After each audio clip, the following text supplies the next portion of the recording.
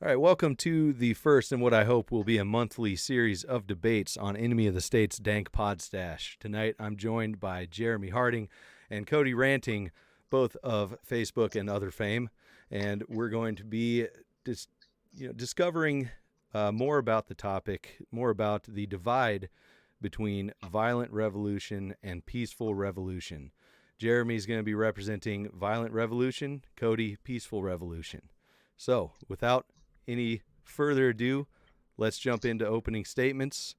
I'm going to pass it over to Jeremy to go ahead and go first. Oh, I'm fine with being black. Kodi can go first. Okay. We can pass it too.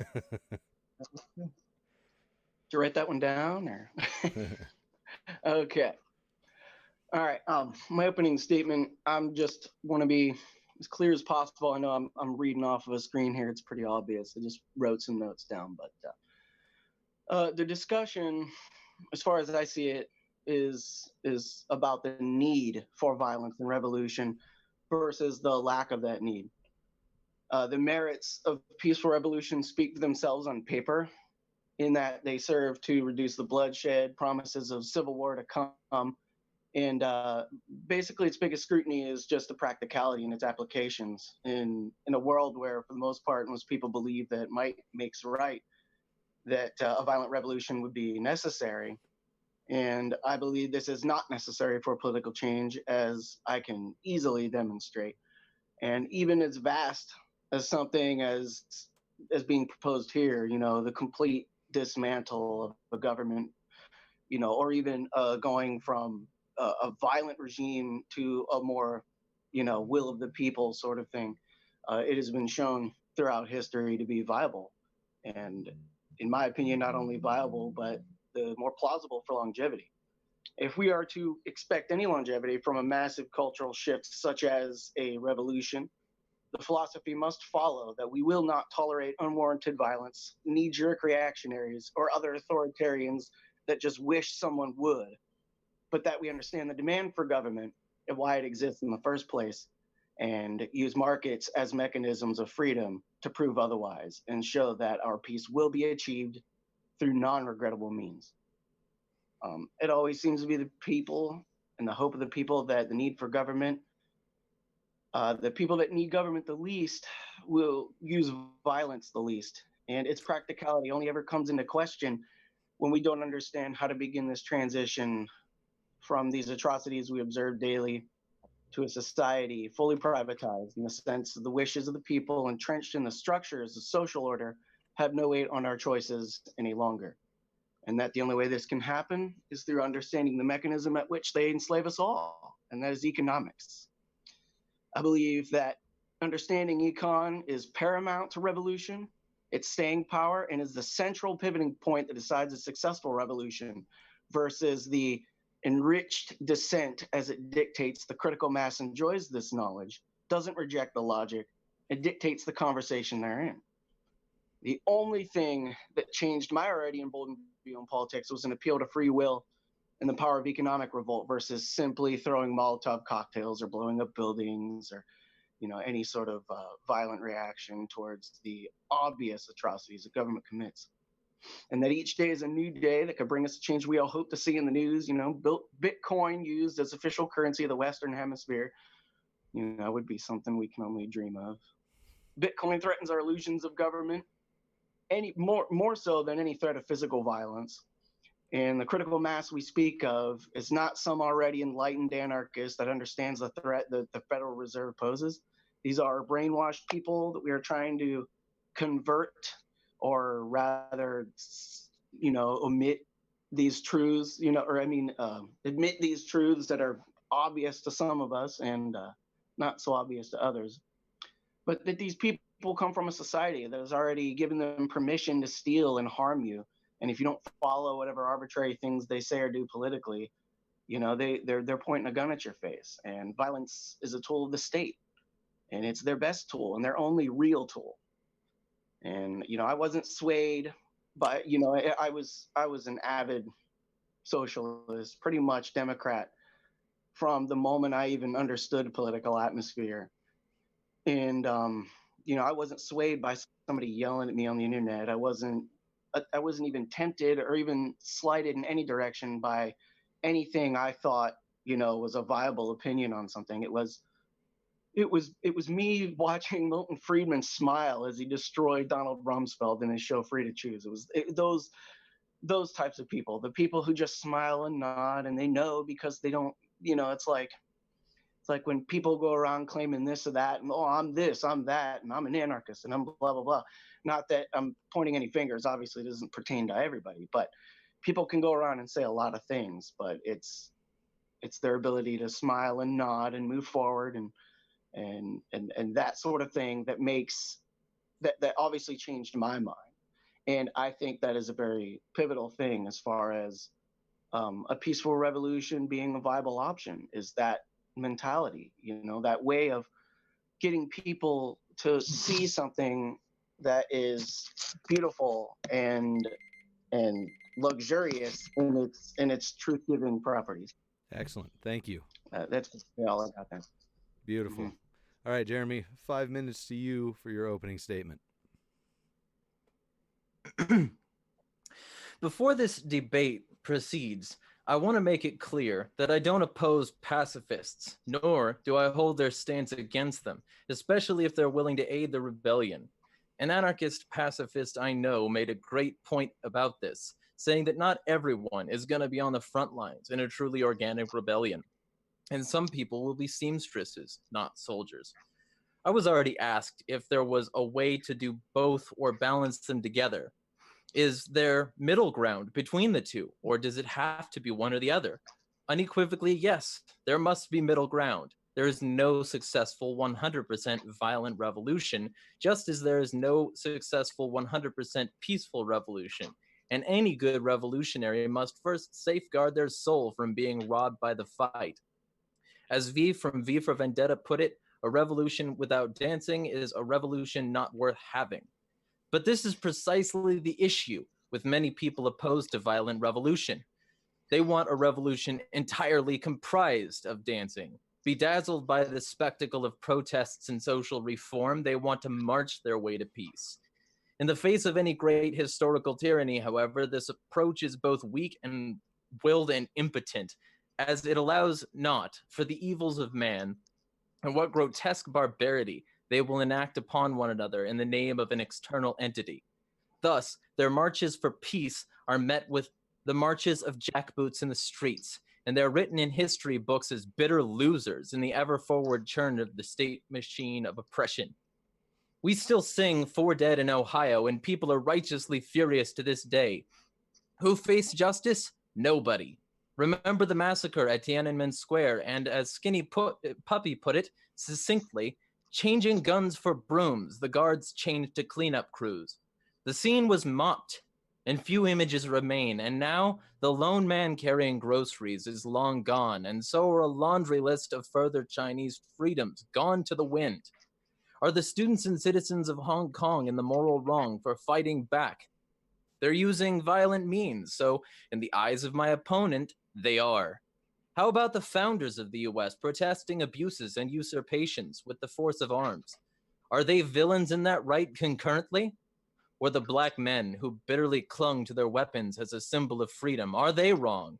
Should they not have resisted the state's advancement upon them? Huey Newton once said any unarmed people are slaves or subject to slavery at any given point. People like my opponent would likely side against that notion, as they only appreciate the sentiment of "don't tread on me if the snake is defanged." As to the efficaciousness of violent revolution, many have burdened its advocates with proof they work. Many more have claimed the disproportionality of force between the state and the people is too great, that we've already exhausted violence as an option and peace is the only remaining front.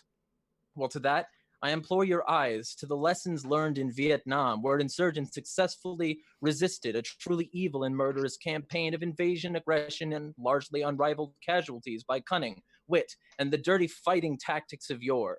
Tactics such as guerrilla warfare, proposed as far back as the days of Sun Tzu and employed by the fighters in Afghanistan to this day. I wonder how the US hasn't won the war they claim is against terror. Could it be that a small band of fighters can still be effective? Isn't that why the CIA trained Mujahideen to fight Russia instead of going directly to war?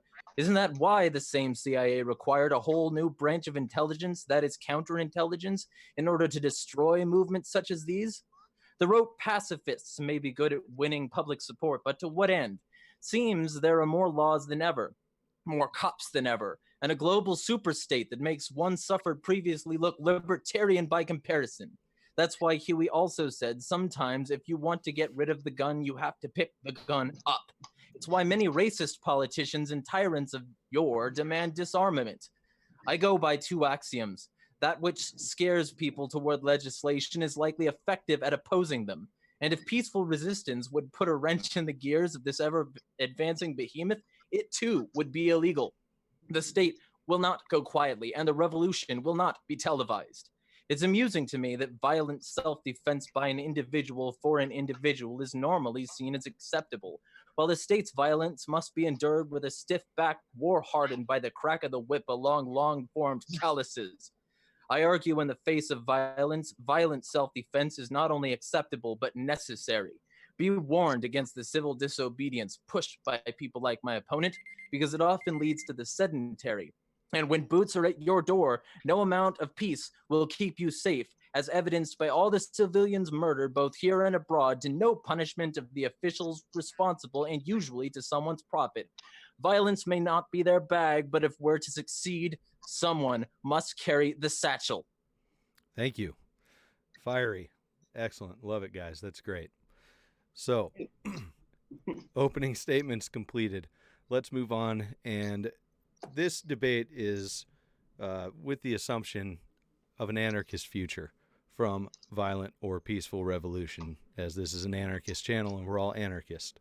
So, passing it back to Kodi, since Jeremy just spoke, can you outline how a peaceful revolution would achieve and sustain an anarchist future? I can. Actually, that was one of the main points I wanted to bring up, that I didn't get to bring up. That was one thing about the defensive violence versus, offensive. Obviously, Jeremy's not going to be arguing an offensive violence point. That would be absurd for any anarchist to claim. But is defensive violence peaceful? It's still violence, and we're arguing non-violence. So I think that it is extremely possible to have an economic revolution. I think it's not only possible, I think it's a lot more viable in modern times to have more of an economic revolution sense and mentality. And here's why.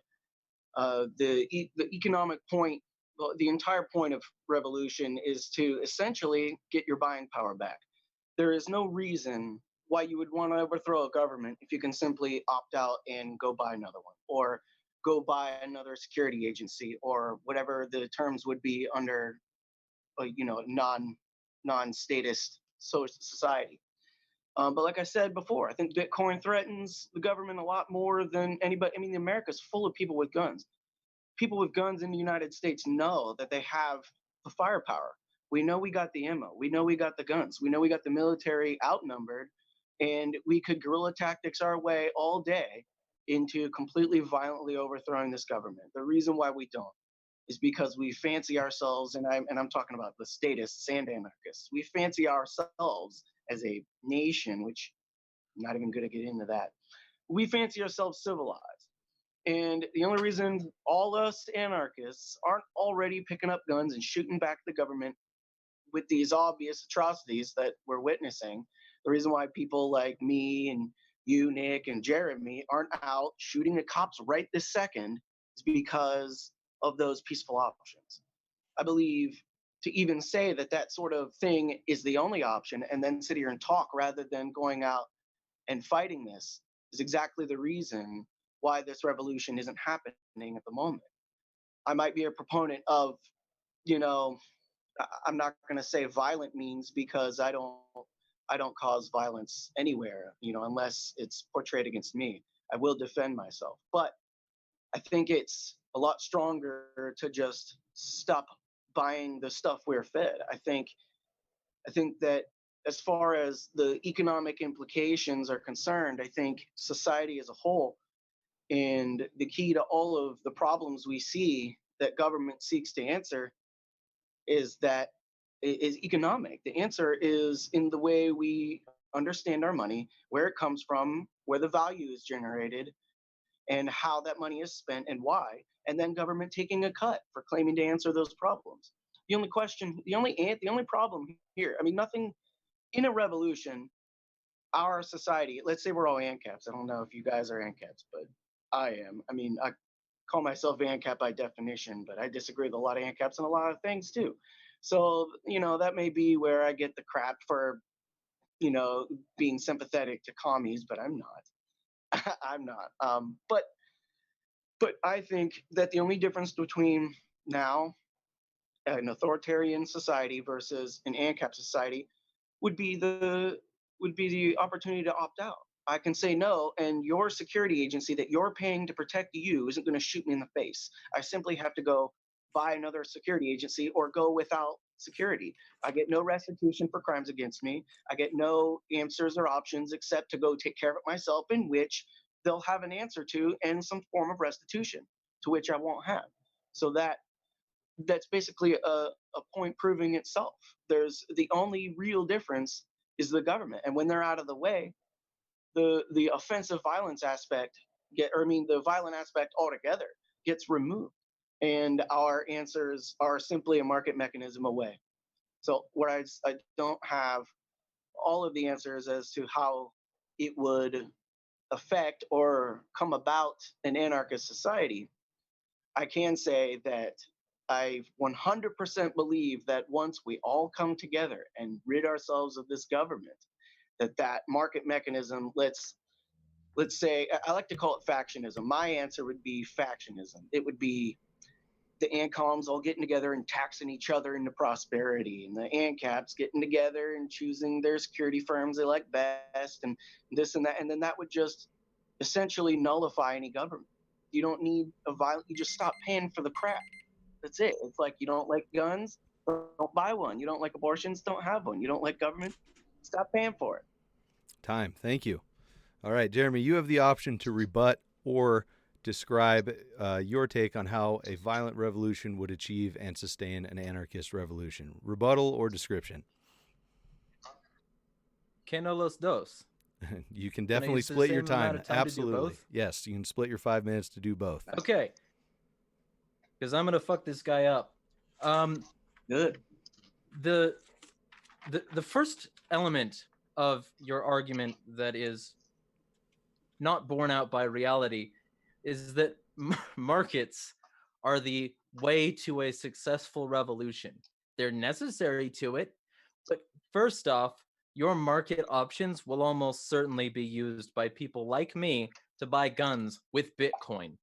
So if you think the market is only going to serve your needs, you specifically don't understand the market. Second, taxation is theft. It is not simply a thing that people have happen that they can say no to. They're not given the option to not buy into the system. If they do everything that they're forced to do by the state, they have to give that money. They have to buy the system. It is not as simple as not buying their crap. How naive. Thirdly, violence is not a tool of the state. That's also absurd.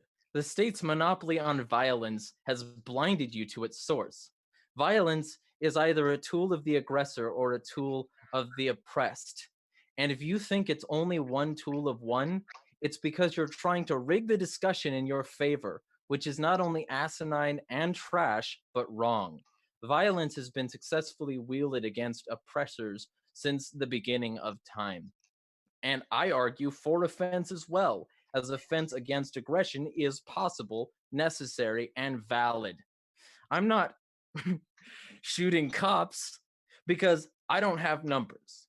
I talk to get numbers, not because I don't want to fight yet.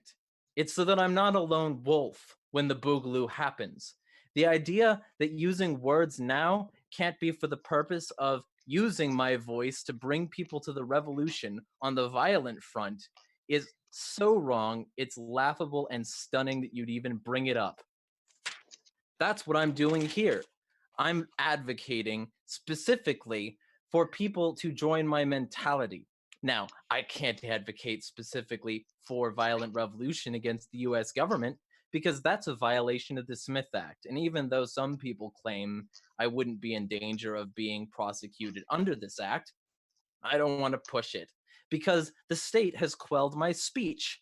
And so have they quelled many other freedoms you claim you still have to fight them peacefully. Speech is the fundamental right that we have to resist state violence peacefully. And they have robbed us of that, taking away elements of it every chance they get until it's stripped to its bare skeleton and unable to walk meatlessly, lounging in the crypt as the dead being it is. We have no freedom that they will not grant us, and that makes them privileges, not rights. It means market action is not viable as a direct alternative to violent revolution. For instance, Virginia gun laws that are coming out are barring people from having a militia, from teaching people how to use guns, from having certain guns that they've had forever. Virginia is turning into New Zealand, and the state is not going to peacenik their way into accepting fault on this one. And the violence that will ensue will be ethical, just, and necessary because the state pointing guns at peaceful people who just so happen to own guns and use them in a way they don't like is aggression and must be met with violence in order to avoid being the weak-willed people that lose the ideological war before it begins. And that is why violent revolution has a huge potential when it comes to changing hearts and minds. A lot of people think that anarchists are weak because they propose solutions like this, which seem unrealistic under the current statist paradigm. Anarchists must resist this urge to sacrifice their innate need to defend themselves violently from violence. They must use that. They must employ that. They must be better at doing it than their statist opponents. Because if they're not, the state will always be able to point to these weak anarchists and say they have no action plan and say, what if warlords take over? My answer to what if warlords take over is twofold. First off, we need to be a bigger, harder, angrier force with more capability than ever to fight off warlords. And second, my point is that they have already taken over. They are already here. And those warlords have opened themselves up to defensive violence that the common person must employ against them if they are to succeed. Very good. I cede back the remainder of my time. That is the perfect amount of time. Excellent. All right. So I'm going to pitch it right back to you, Jeremy, and we're going to let you start this one off. This is a pretty common argument brought up against violent revolution by proponents of peaceful revolution and people in general when violent revolution is brought up. A power vacuum. Would violent revolution create a power vacuum, or is there a way to defend against that? The only way to defend against a power vacuum effectively is the employing of an ideological front. Every revolution, including violent ones, needs essentially ideological cohesion, which means the first marketplace is the marketplace of ideals. That doesn't mean that the marketplace is going to win on its own, like my peacenik revolutionary over here claims it will, but it does mean that it is necessary as a component of a successful struggle. If you have that ideological cohesion, even in small units, even in small clusters of ANCAPs, agorists, mutualists, ANCOMs, and syndicalists, all of these groups of rebels interested in preservation of their ideal will have their way because they will want that paradigm to exist. Theoretically, there will be a decent enough chunk of people after this rebellion who put enough blood, sweat, and tears into it that they will not want their results to be marred by the eraser of statist historical revisionism or the advancement of a new state. The power vacuum is the result of weak-willed people creating a situation whereby they can't defend themselves from such aggression and whereby they've been unwilling to do so previously and therefore would be unwilling to do so once they, quote, succeed. That is why the power vacuum could be quelled by a violent revolution, which, keep in mind, still has components of a peaceful one, but could not be quelled by a 100% peaceful revolution, especially if that peaceful revolution became the foundation for a new society. There will be blood, and it will be somebody's. That somebody could be us or them, and it is up to the people who make the revolution. I cede back the balance of my time. That's a heck of a response. I was trying to hear. It's my turn, right? Yeah. I was trying to hear the beginning portion of your response to that, and I come to this.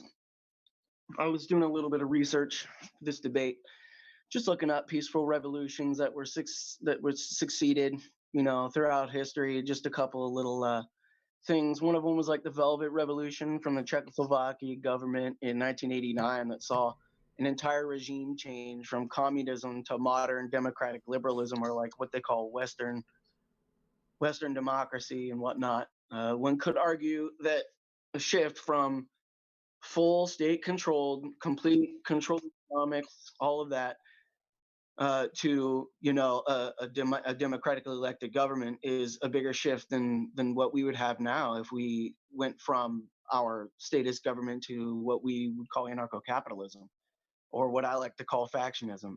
It completely ended 41 years of complete government control over economics and single-party politics in 2 hours.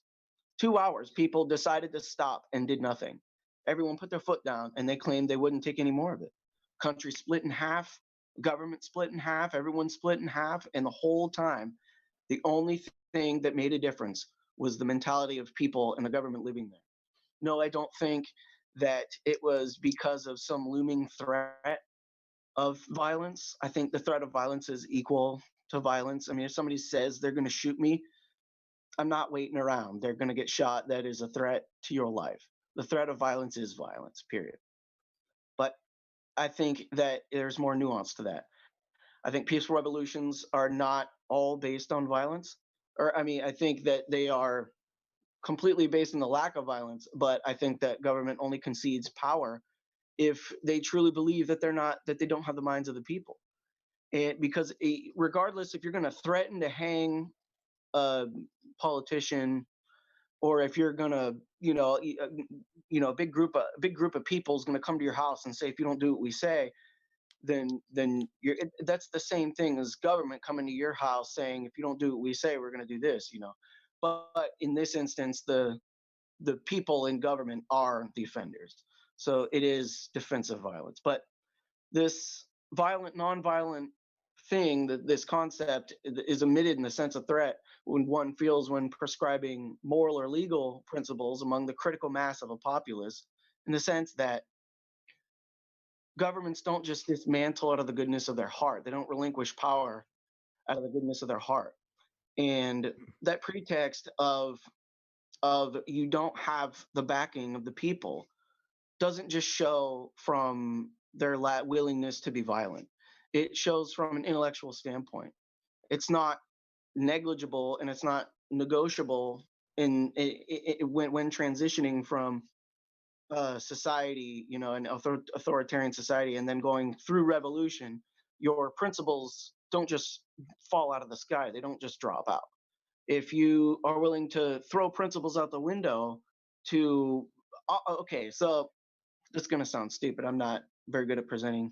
This is my first time. But if you are going to throw principles out the window in the sense that if a politician, obviously the politician is terrible, but let's say he's got a family, his wife and whatever, she's in on it, whatever, but she has nothing to do with it. It's not her job.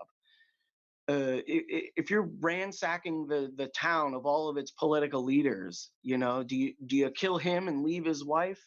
Do you let her out to get revenge on you for whatever the concept of a violent revolution is? Where does the line?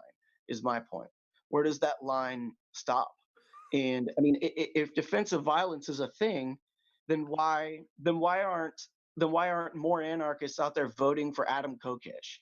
The guy is literally saying that he's going to, if voting is violence, which it obviously is, that's why I don't vote, because I don't believe in prescribing my moral truths to anybody else. But if that's the case, if voting is that level of violence, then why aren't these people out voting for Kokesh to relinquish the state's complete control over everything?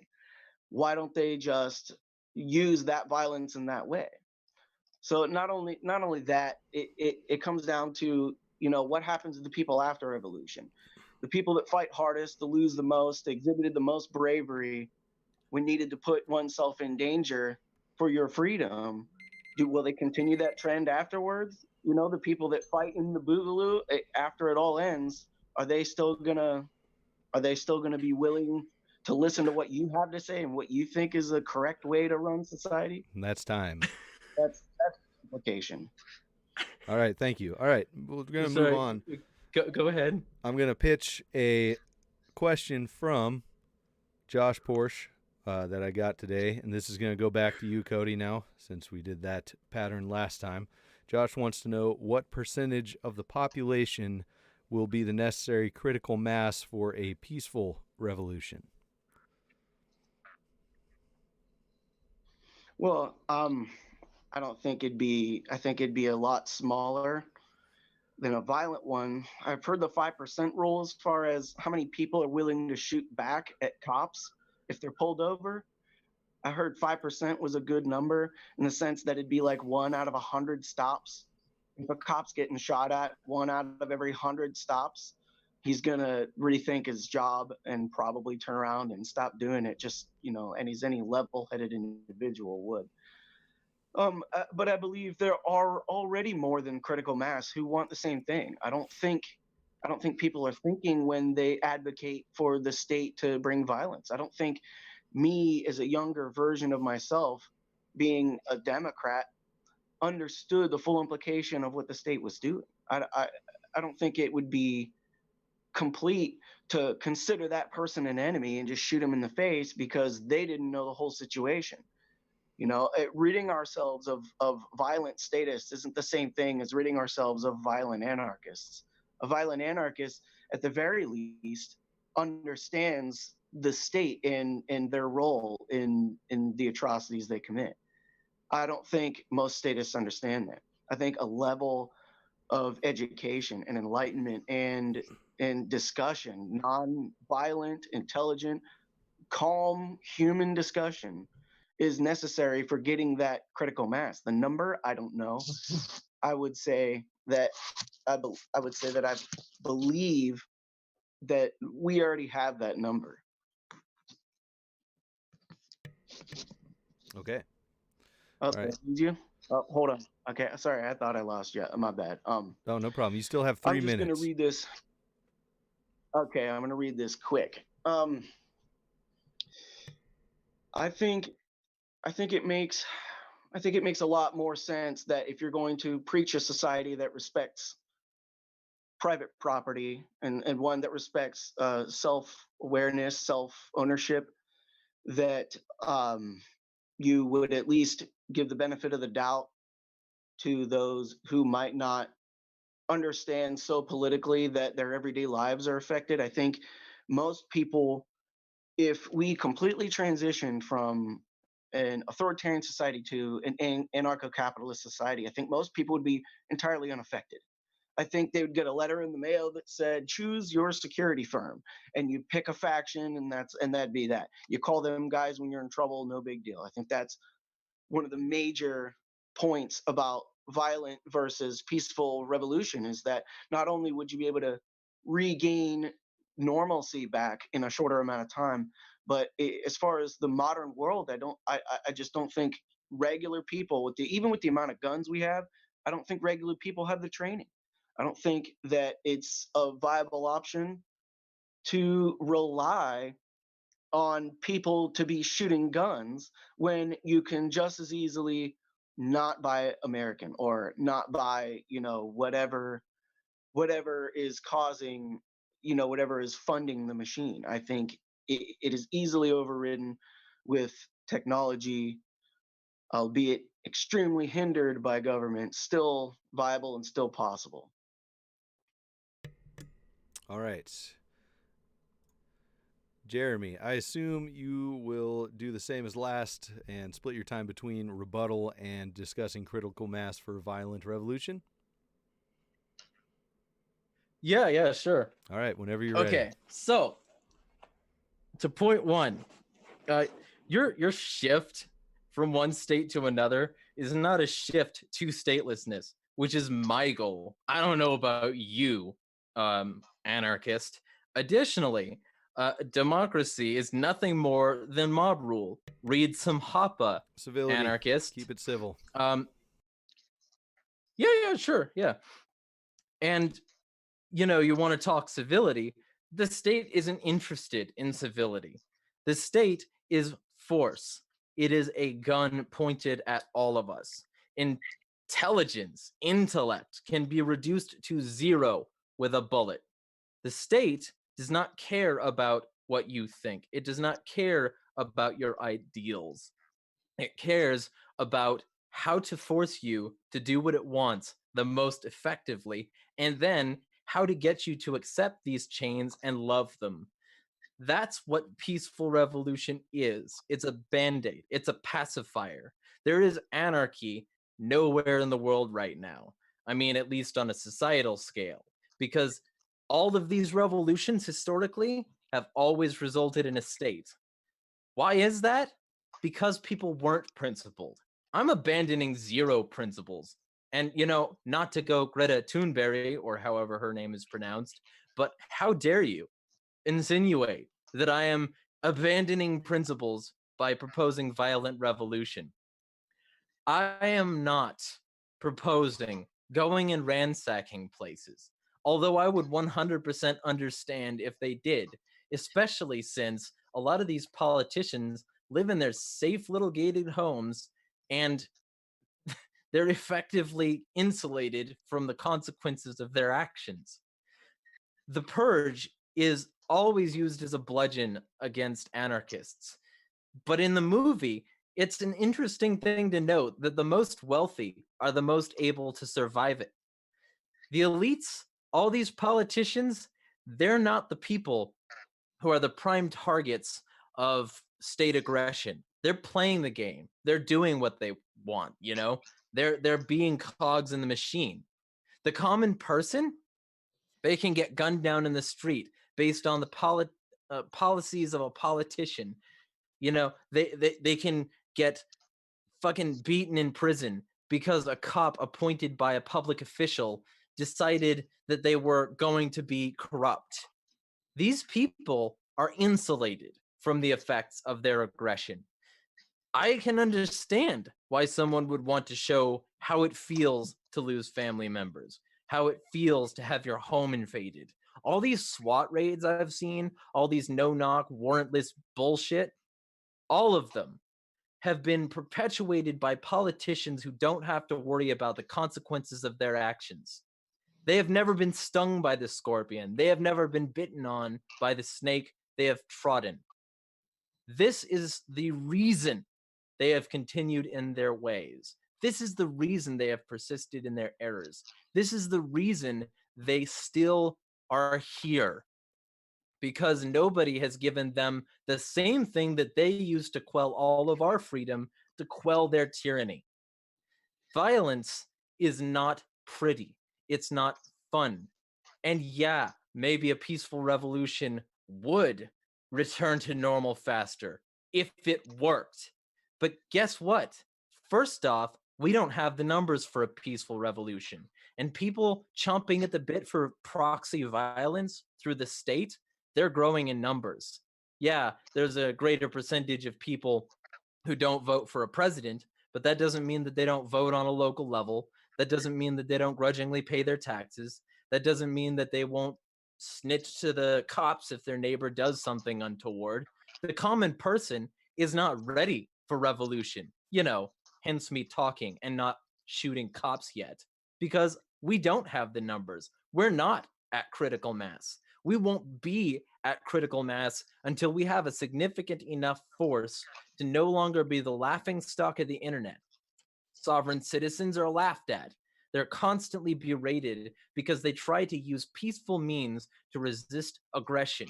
This is why they're failing, because the state doesn't care. Even if these technicalities they pointed out were real technicalities that they could really use, good luck getting the state to admit they were wrong, rolling over and playing dead, instead of putting you in a cage and shooting you for resisting anyway.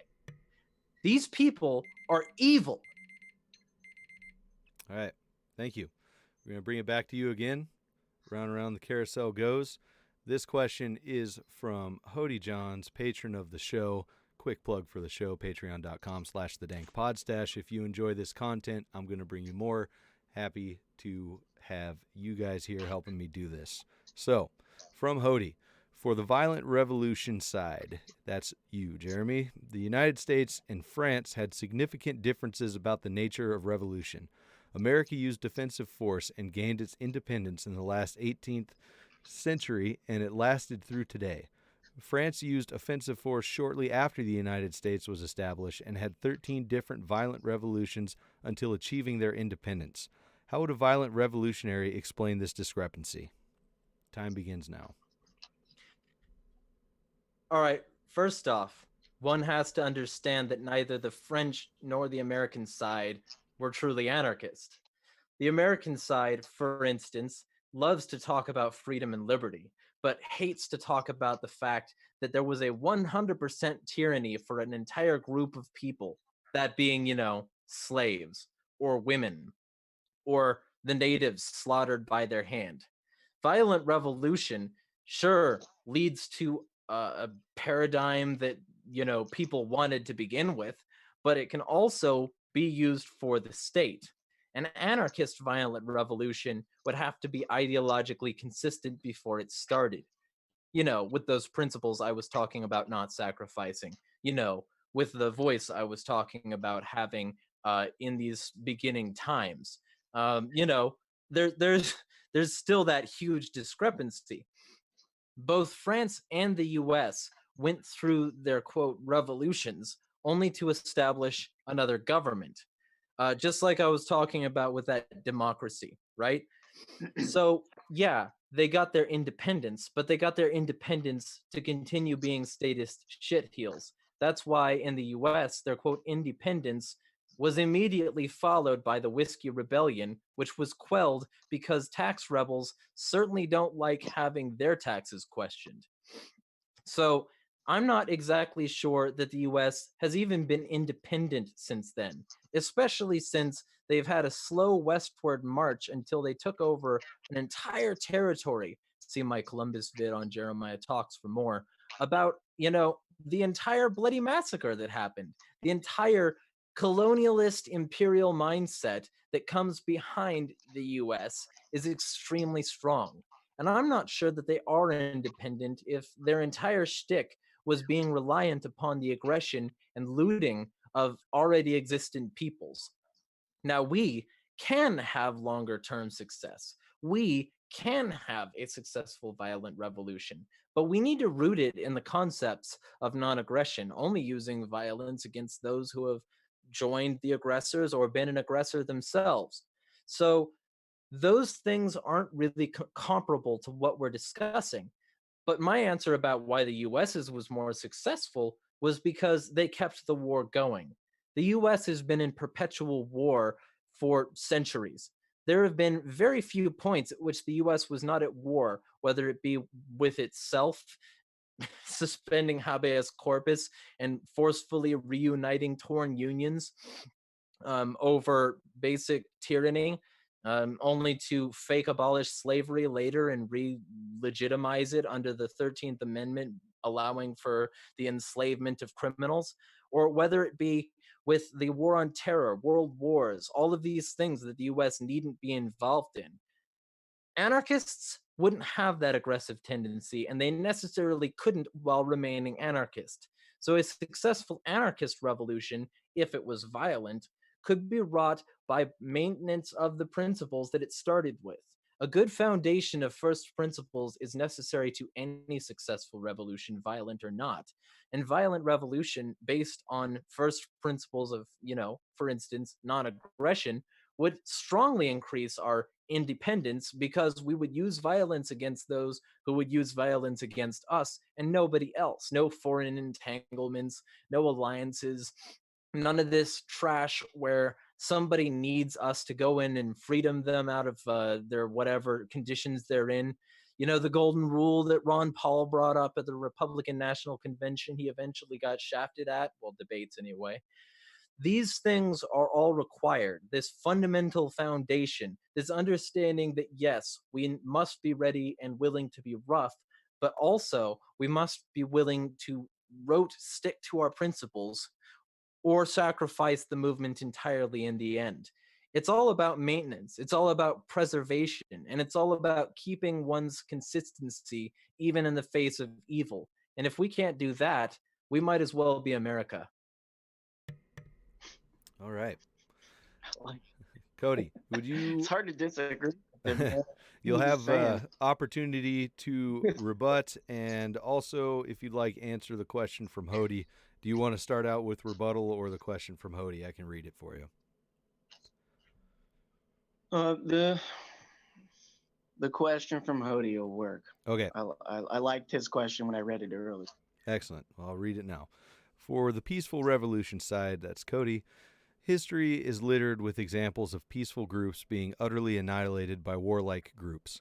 Before settling the United States, the largest and most prosperous tribes were tribes that performed monstrosities on their enemies. They cannibalized, raped, enslaved, scalped, and publicly executed them.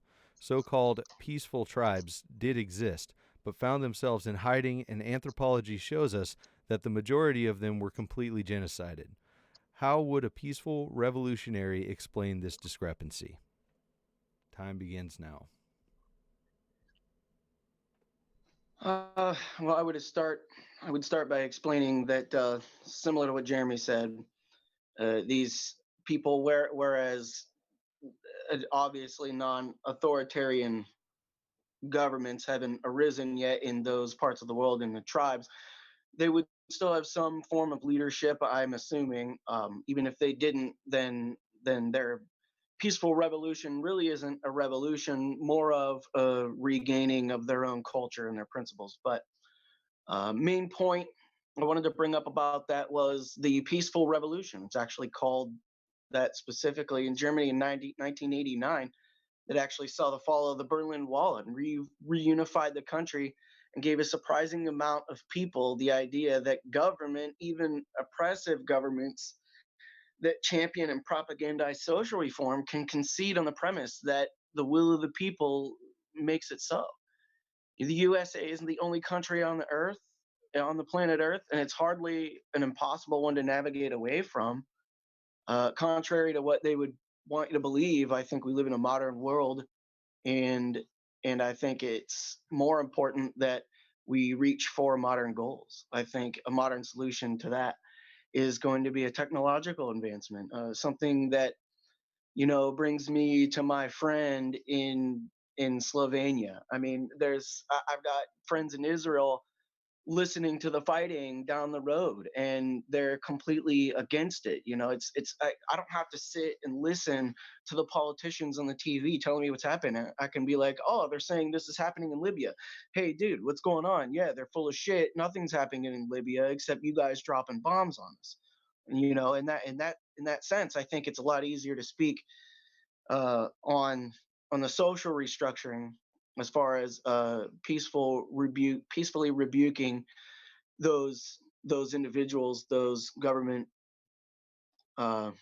agencies that might take that over. But those people hardly have a chance. Those people hardly have a chance at rebuking the American government, as we've seen. So I believe it is up to us. I mean, it's not necessarily an obligation, as I didn't cause the government to do this, but it is it is in my 100% belief that it is wholly more important to educate and rehabilitate people who have slipped under a spell. It's like a brainwashing spell. What do you do when someone's addicted to something? Well, you purge it out of their system and they get the chance to restructure themselves internally. And that's what a peaceful revolution is. It's getting rid of your addiction to the state. That's all statism is. It's a mental defunct. It's a mindset of a person who either doesn't understand the implication, or they are so desensitized to the effects of it that they become it. And this isn't to change the minds of these people. Is not You can't change someone's mind with a bullet. You can't. They're not gonna. Either they're dead, which you can't fix anything when you're dead, or you've killed somebody they love, and regardless of right or wrong, they're coming for you. That person isn't going to learn a lesson. They're not going to think, oh, well, that guy was just using self-defense against my police officer husband. Right or wrong, you have angry people.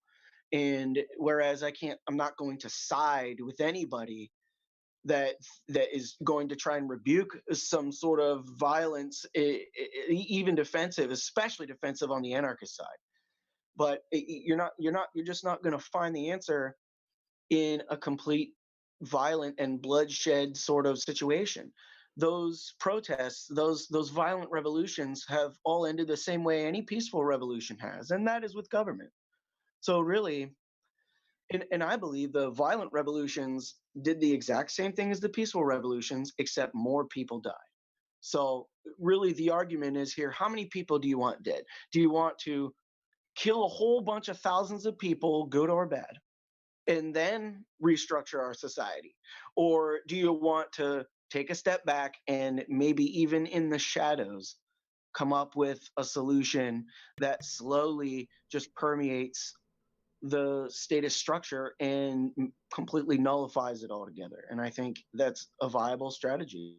I stand by it. I think the economic implications of free trade and peaceful bartering, and not bartering, stupid, stupid word, but I think that speaks for itself. Thank you. Thank All you. right. We're coming to the point where we have just enough time left for closing statements. Before we get to closing statements, if you would like to leave your opinion on who conquered this debate tonight, whether it be Jeremy or Kodi, please leave that in the comments here on YouTube. If you'd like to see more of these debates, please go to patreon.com/thedankpodstash and sign up for $1 a month, which gives you access to the Discord channel, the Enemy of the State's Dank Podstash Discord channel, in which there will be a poll bot ready and set up for you to decide who took down this debate tonight. All right, since Kodi, you had the first word, we're going to give Jeremy the last word tonight. So, Kodi, lead us off with your closing statement. All right. First of all, I just wanted to say I've never done a debate before either. So I'd like to do more of these. This ain't going to be my first one. So I'm going to get better and better as I go. Clearly, Jeremy's practiced this a bit and he's got his chops down. So I've got my work cut out for me if I plan on, refuting anything he says. Um, that being said, in my closing statement, if revolution is inevitable and a violent retort from the military police is inevitable in that sense, then I implore you, what is the plan to outperform the violence inherent in the system that has been preparing for this since its inception? What non-authoritarian mechanism do you plan to use to combat this grave institution? Could it be one that doesn't involve a gun?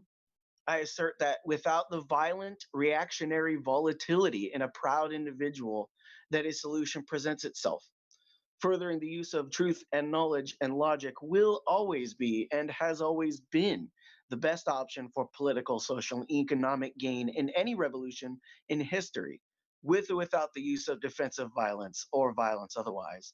And without it, has failed terribly on all accounts. That's all. All right, thank you. Jeremy, to you, closing statement. My closing statement is as follows. Markets will be necessary. Dialogue will be necessary. Some level of peace will be necessary, since not all people will want to be on the front lines, nor are all people trained or equipped.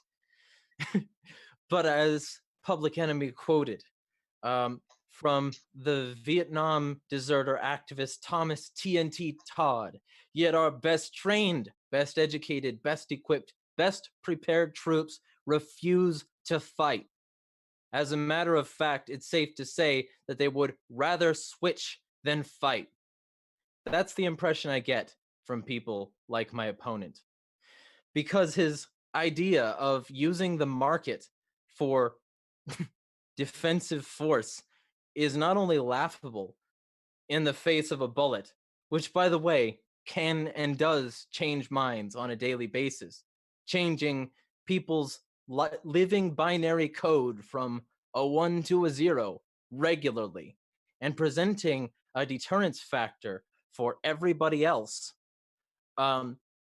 These bullets cannot be won by words. These agents of the state do not just exist in people's minds, although they have successfully propagandized and wormed their way in.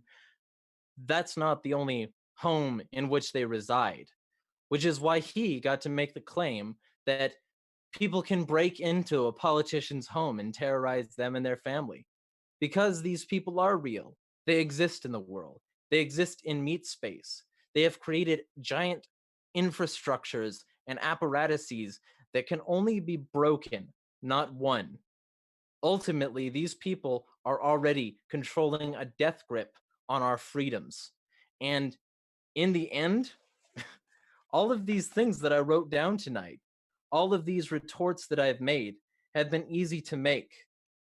In the end, the ideological war has already been won because most people are already won over to the idea of violence in one way or another. You think the state dropping bombs on your friends will be stopped by rehab? You think the state will voluntarily check into rehab? Absurd. Absolutely absurd. The state isn't just in the mind, and it's not going to go away because you rehabilitated a tiny fraction of its supporters who are willing to listen. And I insist that whether or not they're willing to listen, it's imperative that we fight before we lose forever, before the state is such a giant behemoth that it is unconquerable. If a peaceful reclaiming of values, as you said, was not a revolution, what even is your revolution by peace? If a revolution by peace is not an ideological and rigid adherence to peace values and an ideological and rigid opposition to violence, even by defense, then I would argue that you're even arguing for a violent revolution. You just don't want it as bad as you've created a straw man in your mind of mind being. Realistically speaking, you have a very specific and rigid idea of how a violent revolution would work. And I think that not only are you failing to account for all the variables, but I think that those variables are exactly where the devil is, in the details. And in order to truly exorcise these demons, it's going to take a detail-oriented mind and many more like it in order to construct the machine that can fight this mech war.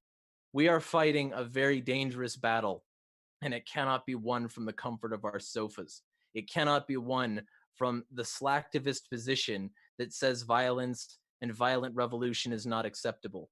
And if you think it can, I implore you, next time the state threatens you with violence, upon not capitulating to their ideals, to continue not capitulating and see where that lands you.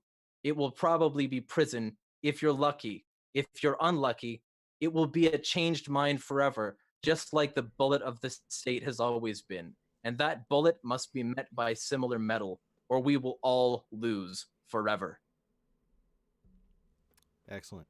All right, guys. I really appreciate you coming on. I know this was kind of a grudge match. I hope we can move forward from there and create more allies, because either way we're going to need them, violent or peaceful. So that would make me really happy. Thank you, everybody, for watching. I'm going to go ahead and let's start with Kodi. Is there any projects or anything you want to plug before you go? I just wanted to plug my boy here, Nautilus Guitars. He builds extremely high quality musical instruments, all locally. And he's awesome. He's on Facebook. It's called Nautilus Guitars Incorporated. He's actually probably one of the better freelance guitar builders. And if you really enjoy custom builds and different things, then go hit him up. His name's Jimmy Warner. Awesome. Nautilus Guitars. Thank you. Jeremy, plug your shit. Everything I do can be found at jeremiahharding.com, or you can find me on social media at Insanity is Free. I'm here for the long haul. I'm here to win. And if you decide you want to win too, instead of just trying to word your way into a better future, feel free to hit me up. I've got things in the works that I think will interest you. Excellent. All right. Thank you, guys. Once again, please comment who you think took down the debate in the YouTube comments here. I'd really appreciate that.